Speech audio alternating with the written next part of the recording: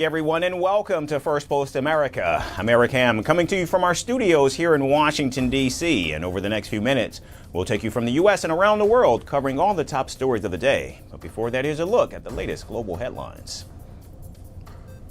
Canada's Prime Minister Marc begins his first official visit to Asia, aiming to strengthen trade and security ties and reduce the country's heavy reliance on the U.S. with a possible meeting with China's Xi Jinping to mend tense relations. Police arrest a knife-wielding man near the U.S. Embassy in Tokyo after he injured a riot police officer. The incident comes just days before President Trump's visit. Russia's central bank lowers its benchmark interest rate to 16.5%, citing near-zero economic growth as the Ukraine war and Western sanctions weigh on the economy. Inflation is expected to stay high amid GDP growth remaining subdued. Hundreds of women in Australia's defense forces file a class action suit against the government, alleging 2 decades of sexual violence, harassment, and discrimination within military ranks. And the European Commission accuses Facebook, Instagram, and TikTok of breaching the EU's Digital Services Act, exposing the platforms to potential fines for failing to curb illegal content and ensure fair digital competition.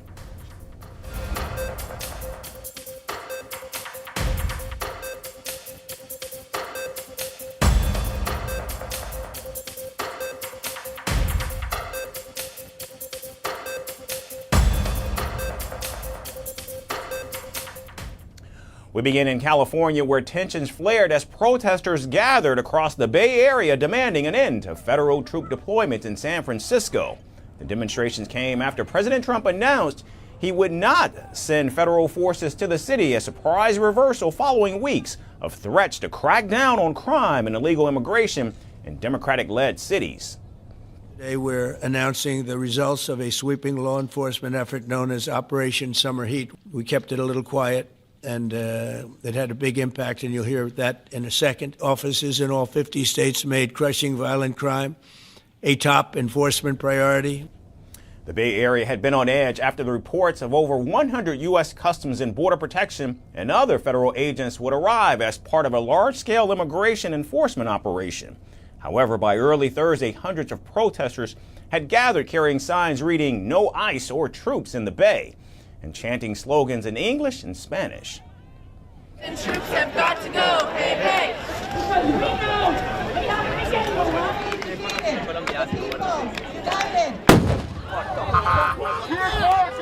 Fuck you!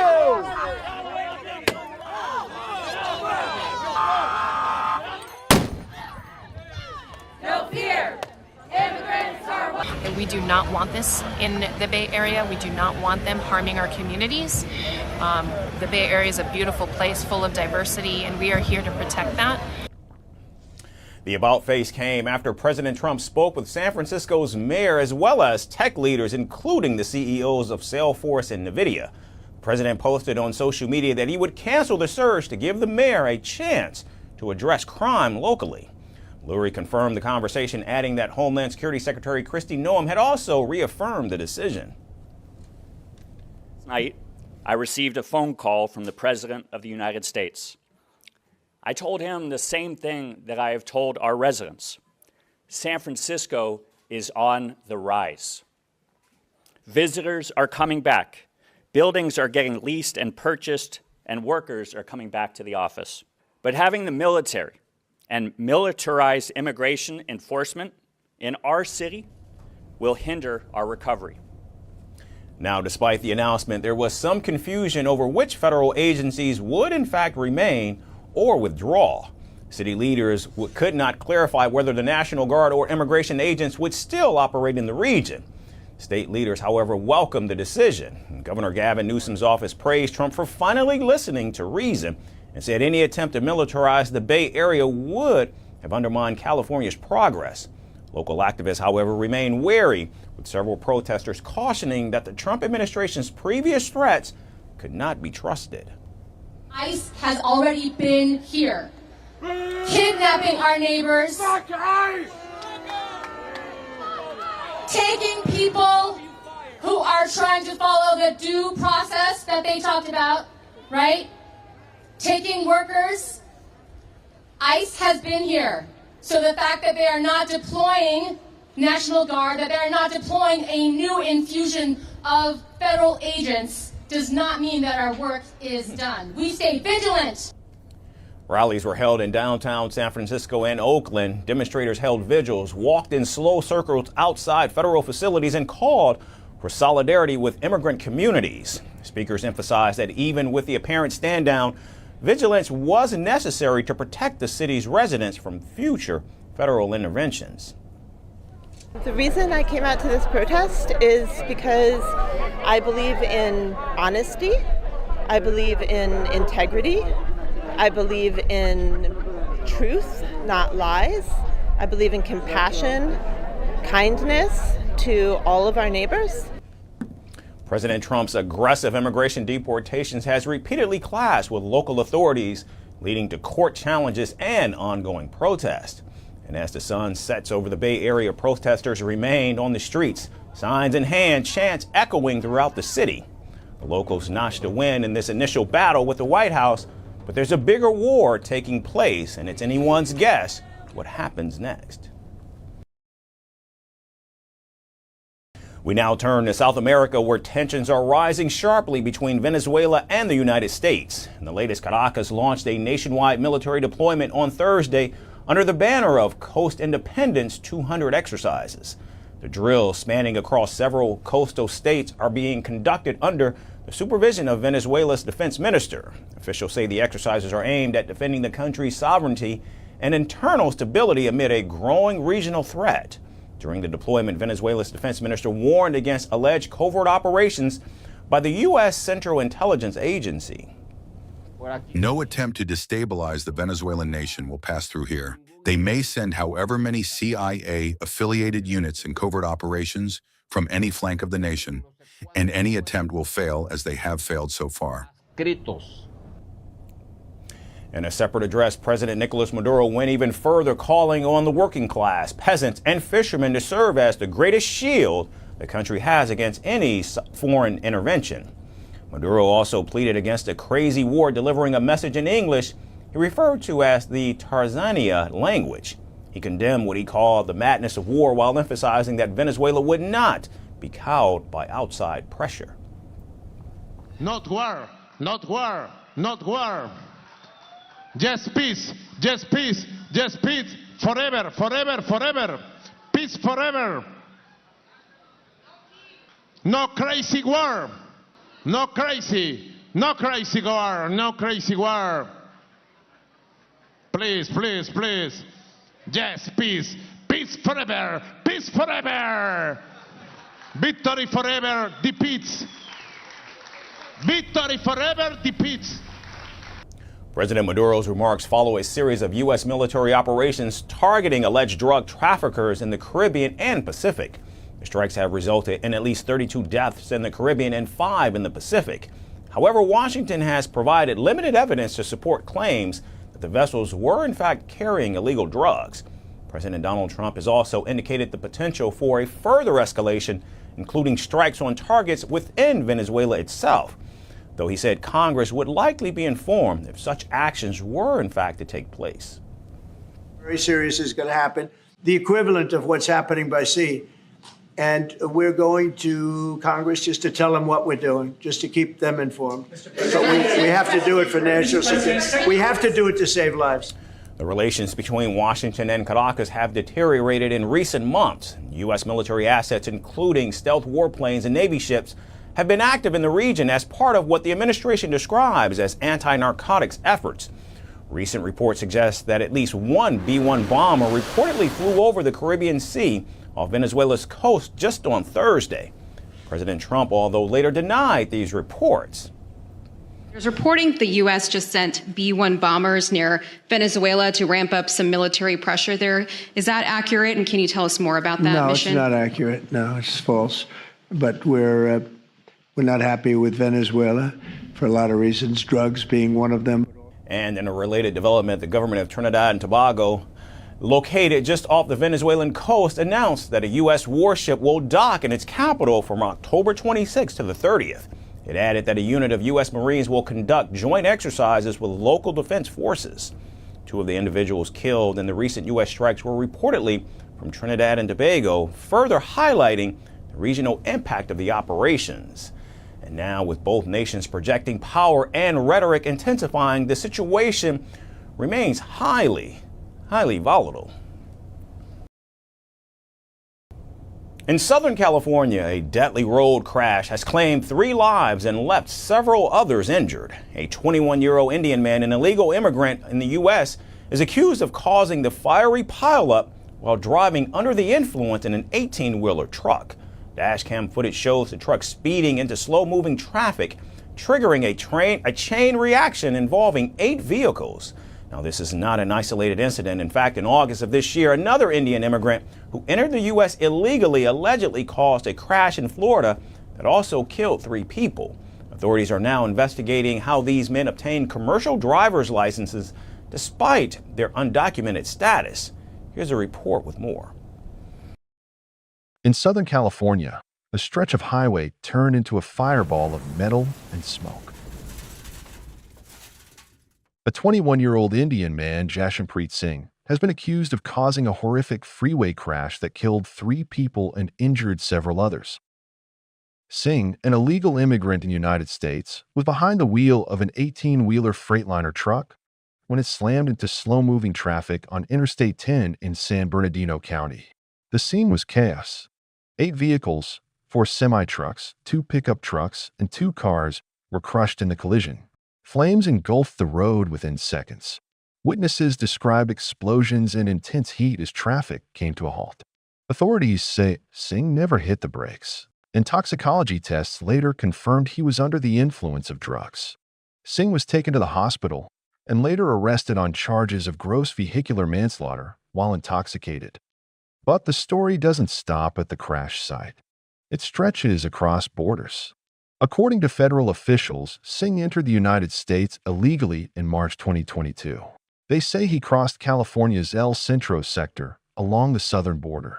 He was detained by Border Patrol, but then released under the Biden administration's alternatives to detention policy, which allows some migrants to live in the U.S. while awaiting immigration hearings.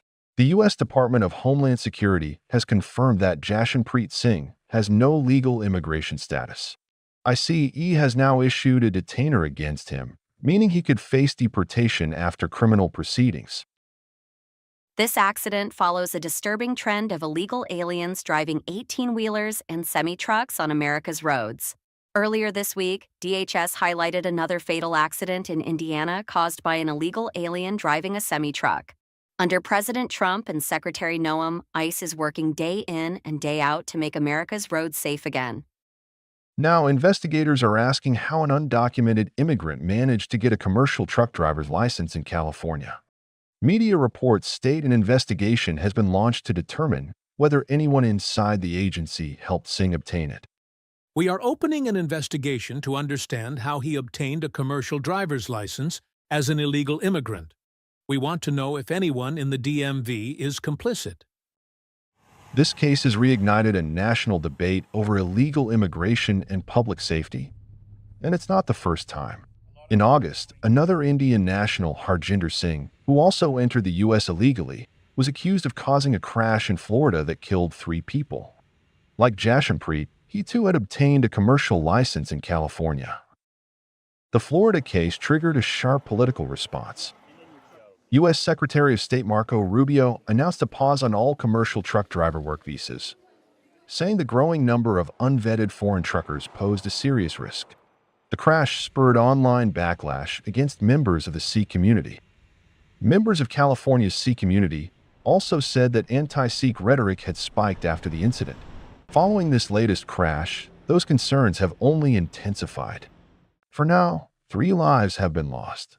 Families are grieving. And federal agencies are racing to answer difficult questions about border enforcement, licensing loopholes, and the growing risks on America's highways. The fire on Interstate May 10th have burnt out, but the political firestorm it has sparked is only just beginning. The historic East Wing of the White House is no more. Bulldozers and cranes have flattened decades of history in just days, making way for President Donald Trump's colossal new big beautiful ballroom. At 90,000 square feet, it will nearly double the size of the White House residence itself.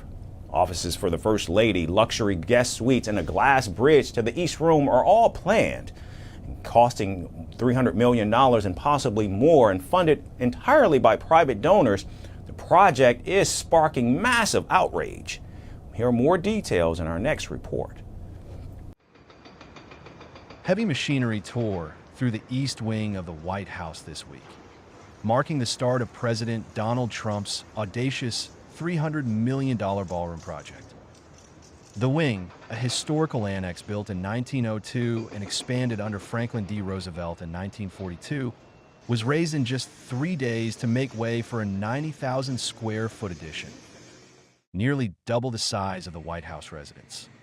Trump, unsentimental about the demolition, dismissed the East Wing as a very small building that was never thought of as being much. You know, the East Wing was not much. There was not much left from the original. It was a very small building. And rather than allowing that to hurt a very expensive, beautiful building that, frankly, they've been after for years, you have that. I brought these along so people could see.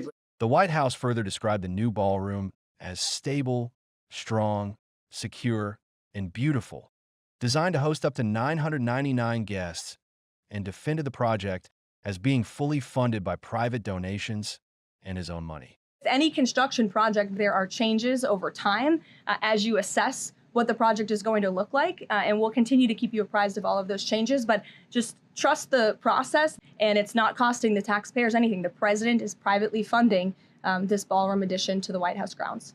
The demolition has sparked a wave of backlash. Historic preservationists, Democrats, and even some Republicans decried the move as a violation of tradition. We're running into a dead end. But to have the president taking a vacation, be obsessed with ripping the back of the White House to build his, what does a $300 million, I think I heard $300 million a ballroom. And I mean, this makes no sense. YouGov polling found that 53% of Americans oppose raising the East Wing, with only 24% in support. Critics also argue that the project bypassed public consultation and regulatory approvals, such as from a National Capital Planning Commission, the U.S. Commission of Fine Arts, and the D.C. State Historic Preservation Office, agencies traditionally involved in major renovations of federal buildings. From my standpoint, it's pretty clear that Congress hasn't written strong enough rules to curb activities like this that might take place, and so that we don't see more destruction like this in the future. The White House, however, insists the work is lawful, emphasizing that demolition does not require prior review. The White House press secretary, Caroline Leavitt, called the uproar manufactured outrage and said the project preserves the East Wing's historical elements under the supervision of the White House Historical Association and the National Park Service. The president has been incredibly transparent. I would reject any notion otherwise when it comes to this ballroom project. It's something he personally has obviously taken an interest into and has talked with all of you in this room many times about. The new ballroom is planned to connect to the East Room via a glass bridge and will include offices for the First Lady and her staff, as well as guest suites for visiting dignitaries. Private funding for the ballroom also comes from a mix of tech, defense, and financial companies, alongside wealthy individuals. Donors include Amazon, Apple, Google, Meta, Microsoft, Lockheed Martin, Palantir, T-Mobile, Comcast, the Winklevoss twins, Steven Schwartzman, and Miriam Adelson. In fact, over $22 million comes from a YouTube settlement related to Trump's 2021 account suspension. The East Wing's demolition also comes amid a U.S. government shutdown. Federal agencies have been shuttered now for 3 weeks. Millions of Americans now struggle to find work while facing ever higher prices at the grocery store and skyrocketing health insurance premiums.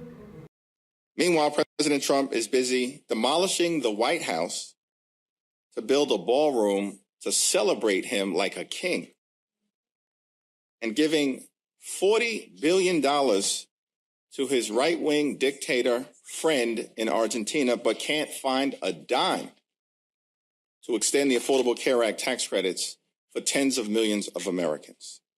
Despite the controversies, work continues unabated. Excavators churn through the site. Dump trucks ferry debris to East Potomac Park, and private donors attend celebratory dinners. You probably hear the beautiful sound of construction to the back. You hear that sound? Oh, that's music to my ears. I love that sound. Other people don't like it. I love it. The new ballroom promises grandeur and spectacle, a bold statement of legacy. But whether it will be celebrated or reviled remains uncertain. And as the White House reshapes itself under Trump's hand, one question lingers. What will be lost in history's shadow to make room for this colossal vision? And today we end in the Middle East. Israeli Finance Minister Bezalel Smotrich sparked controversy on Thursday after making disparaging remarks about Saudi Arabia. Speaking at a conference, Smotrich said that Israel would not agree to a normalization agreement with Saudi Arabia if it required the establishment of a Palestinian state, adding, quote, "keep riding your camels in the Saudi desert," end quote. Take a listen. If Saudi Arabia says to us normalization in exchange for a Palestinian state, friends, no thank you. Continue riding camels on the sand in the desert. In Saudi Arabia, we will continue to develop, really, with economy and society and state and all the great and wonderful things that we know to do. The comments were widely criticized by several leaders in Israel who demanded an apology and said Smotrich did not represent the country.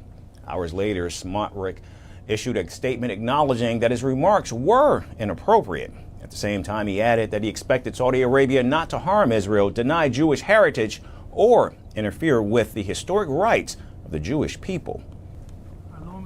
My unplanned and unsuccessful remark about Saudi Arabia was indeed out of place, and I regret it. But I'm also not willing to accept hypocrisy. Just as I don't intend to offend the Saudis, I expect from them not to offend me, or rather offend us. And anyone who denies the living and very deep connection we have to the regions of our homeland in Judea and Samaria offends us. Smotrich's statements come shortly after the Knesset passed a preliminary reading of a bill that would apply Israeli sovereignty to settlements in the West Bank. The vote was approved despite opposition from Prime Minister Benjamin Netanyahu and his party.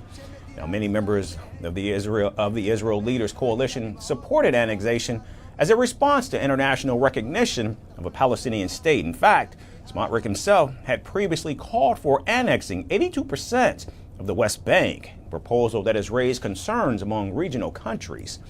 Now the annexation bill and Smotrich's comments also complicates relations with the United States.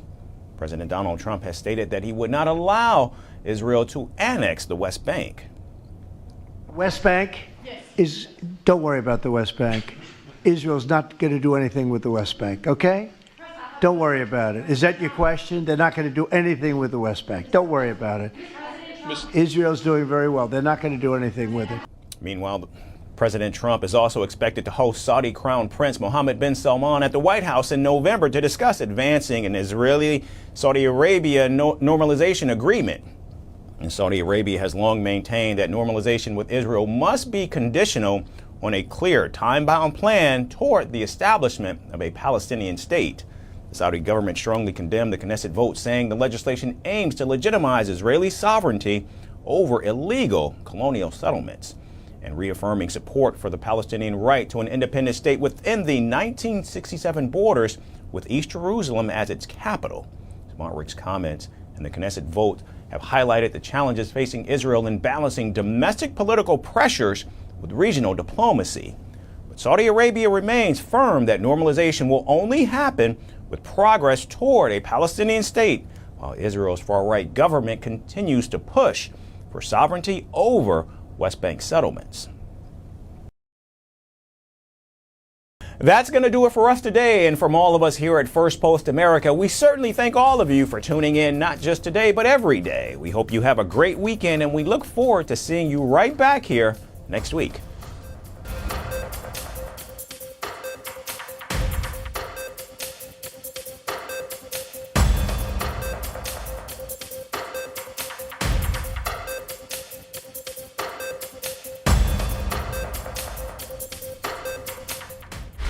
Want the facts? The latest developments? News that gets straight to the point. Well, we've got all three just for you. This is Firstpost Live, a brand new show, your window into what really matters. Don't miss it.